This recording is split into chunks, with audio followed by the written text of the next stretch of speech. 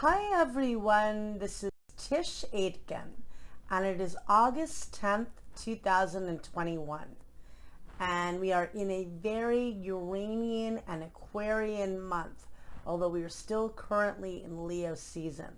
So at the end of July, Jupiter, which is the grand benefic and the planet of expansion and higher wisdom and good fortune and opportunity, re-entered the fixed air sign of Aquarius, where it will transit until December 29th of this year.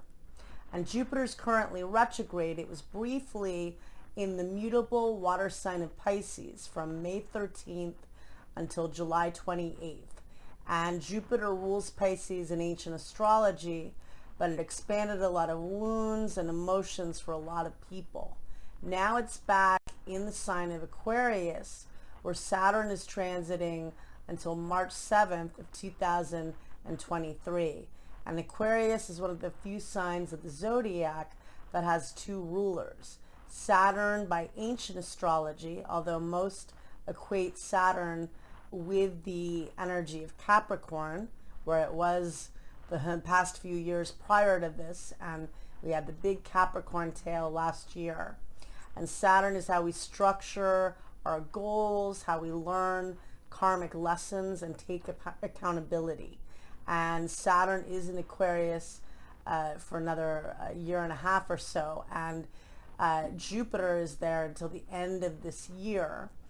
And Uranus is the modern ruler of Aquarius, and Uranus is the planet that most people associate with the sign of Aquarius.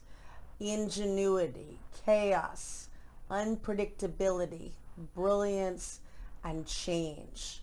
And my father, who is a Scorpio with Aquarius rising, used to say a lot that the only constant in life is change. And that is the trend that we're all going through this year, and certainly right now, and in many different jolts and surprises. And I had talked about this in the monthly horoscopes and in my prior videos. I can't remember what I actually said in my last video. I'm sure I said something to that nature, because we already have had Mercury square the planet Uranus, and that happened on August 3rd.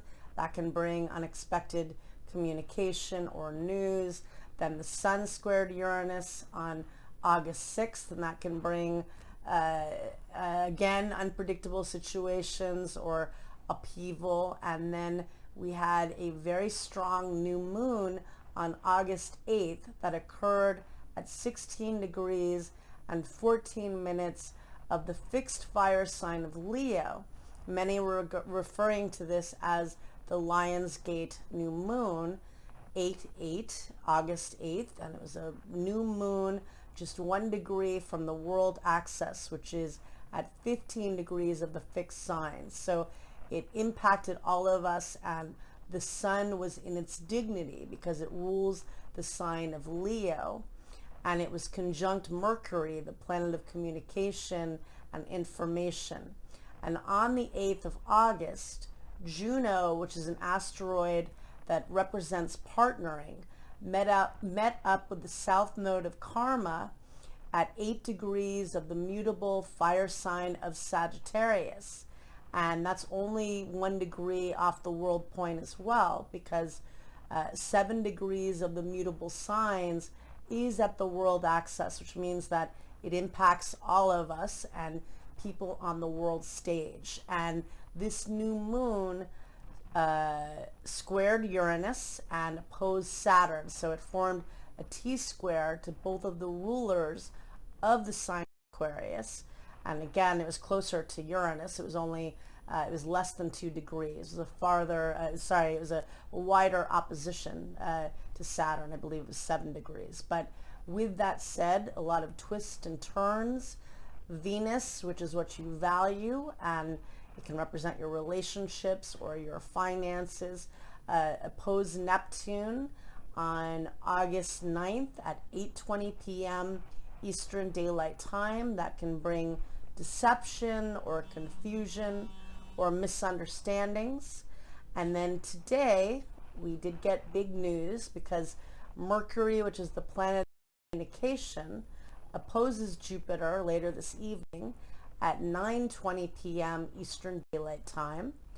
And the news came out that the Emperor of the Empire State is stepping down and resigned, and now we have a new governor, Governor Hochul, and this is obviously very big news in a time of a lot of chaos and change. And later this month, Uranus, which is the modern ruler of Aquarius, stations retrograde on August 19th at 14 degrees of the fixed earth sign of Taurus.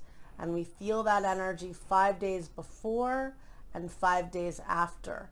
Now, what's interesting is that in January, there was very strong Uranian energy as well, because Jupiter and Saturn were both transiting newly in the sign of Aquarius. The two met up on the winter solstice at the very first degree of Aquarius, 0 degrees of Aquarius. And at that point, we had Mercury and other planets, and then Uranus actually stationed retrograde in the Aquarius season. So now we have a lot of Uranian influence, and Jupiter is now back in the sign of Aquarius, and Uranus stations direct. So we will start to feel that around August 14th and through August 24th. So again, a lot of change, a lot of expected events and twists and turns. I don't want this to be particularly political. I'm using it more of an example of big news, certainly, definitely. And in our own lives, we may get big news and unpredictable themes. And so we're all working with that. And perhaps you're seeing things in a whole other way. Maybe something has been brought to your attention. Hopefully, it was a very powerful new moon with a lot of good aspects. The sun was in its dignity. Hopefully, you manifested and celebrated with that energy. But realistically, we're in very sad and unpredictable times. And this month has a lot of capability, certainly for the ingenuity and brilliance that Aquarius encompasses. But I also think that it's going to be a month where you want to ground yourself, you want to meditate, you want to, I sound very Pollyannic. I'm trying to hope to feel Pollyannic. It's in a way, I don't really wish to be, but it is a time where we're going to have to be flexible, and we have to realize that this is, not an easy time we're in, and to center ourselves as much as we can. And tomorrow, on August 11th, Mercury, which is the planet of communication and information, enters the mutable Earth sign of Virgo at 5:57 p.m. Eastern Daylight Time, where it will transit until August 30th. And Mercury is in its dignity in the sign of Virgo. It rules both Virgo and Gemini. And when Mercury is in its dignity, it's really good for getting things organized and analyzing situations and getting work done and communication of all forms. So it's excellent because we all need to get things done and get work done. So that's a very strong placement. And then later in the week, on August 15th at 9:27 p.m. Pacific Daylight Time, and on August 16th at 12:27 a.m. Eastern Daylight Time, Venus, which is the planet of relationships and how you earn money and how you also can achieve happiness and be creative, enters the cardinal air sign of Libra, which is also in its dignity. Venus rules the sign of Libra. It also rules the earth sign of Taurus. So this will be helpful for all of us because Venus is going to be transiting in the sign of Libra until September 10th. And this is good for partnering with others. It's good for romance. Venus in Libra loves beauty and wishes to have justice and people getting along. It's kind of like the iron fist in the velvet glove, because cardinal signs make things happen, and Libra is not an exception. It is usually, not all Libras, but usually very diplomatic and graceful and, you know, good at getting along with other people. So this is good energy. We've got Mercury transiting in its sign till the end of August. We have Venus in its dignity until September 10th. And so utilizing that energy in the midst of a cosmic storm, in the sense that the Uranian energy is going to be intense, and many of us will experience big changes and surprises, and in some cases good surprises and twists and turns. But again, we need to be flexible. Many of us don't like change, or you know, change that's, you know, thrust upon us, but these are the times that we're in right now. So how do we work with that? Well, brainstorming and being innovative and learning is a huge resource, with the North Node transiting in the mutable air sign of Gemini, and with the Aquarian theme so strong because Uranus, again, is the modern ruler of Aquarius and is the higher octave of Mercury. So your biggest resource is your intellect in these times. It's not your possessions. It's not your status. It's what you can learn and how you can work with others in a community, because realistically, we need each other. If anything that the last year has proven, we need to come together, and in various ways, however that is for you and whatever that means for you. Even if it means that you're setting boundaries with certain relationships or friendships, or no longer associating with people that don't resonate on that vibration, that is in line with this too. You want to be with people that are, and we need to really heal in this really very desperate time in the world, I think. So I wish you all a lot of luck. It is a big week, and I think, again, I'm glad we have Mercury and Venus both transiting in their dignity as of the end of the week. And the other thing to pay attention to is that Mercury will be in its dignity, but then it enters the sign of Libra, and it's going to retrograde on September 27th at 25 degrees of the cardinal air sign of Libra. Now think back to the fall of 2018. I can remember exactly where I was at that time, and you perhaps can as well.